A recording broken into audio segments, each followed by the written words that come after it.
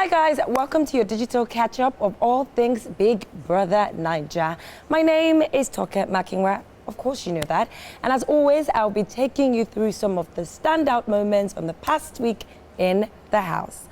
As far as ships go, there has been quite a bit of a shake-up. In the wee hours of day 39, Saga and Nini were doing their laundry. Actually, Nini was doing her laundry, but as always, Saga couldn't leave her alone. This is something of a running theme with these two.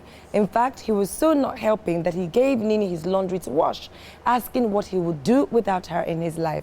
Or, do you find that cute? Nah. Seriously, guy, you've lived your whole entire life without her, except the past 6 weeks. Get it together, man. Ugh. I don't think Maria is gone. I don't know, man. I think she's gone, bro. Dude, what is the thing of this season? Shine your eye. True. Did you notice when Ibuka was reading the number of people evicted? He got a call from Big Brother. Yeah. Before Maria left. Now, Pera thinks that Maria is going to be returning to the house, which would allow them to continue their very strange, less than totally healthy relationship. Now, this is probably nothing more than wishful thinking and certainly overthinking it this time. As you all know, Maria has been busy with a series of media appearances since she left the Big Brother house and has made it crystal clear that she and Pera are not going to be anything. The thing is, Pera doesn't know this, although he should. Pera also thinks that the house is due to get another influx of housemates because reasons. I know that they're probably going to bring a new housemate. Or they'll bring Maria and Sammy and GMK back. Then there's the mad triangle that is Sasuke, J. Paul, and Cross. Where to begin with this one?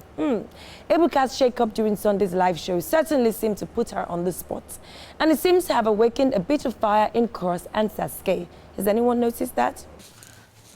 This Cross wants to give me heart attack at the headache in this house. First of all, the clothes that was changing, I came to meet him. I think I saw him. Saying how he feels. First, saying why didn't I talk to him? I don't understand. We passed each other. I said, did you talk to me? And I no, sorry. Maybe it's time Cross takes this hint and crosses Sasuke off his list. This refusal to hear the word no is not a good look, of course.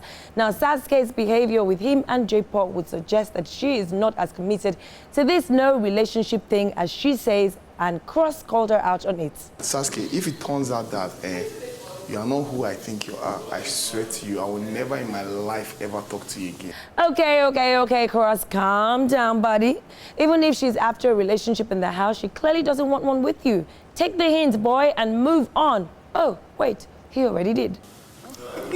Watch this, Cross.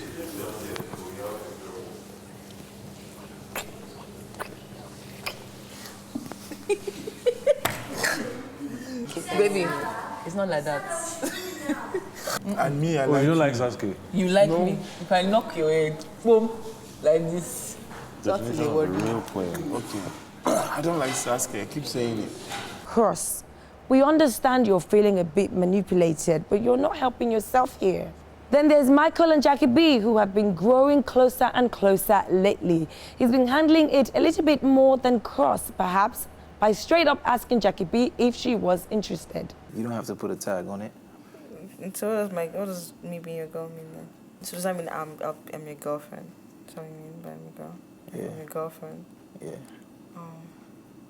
Can I think about it? Sure. Sure? Yeah. I don't think about it for real.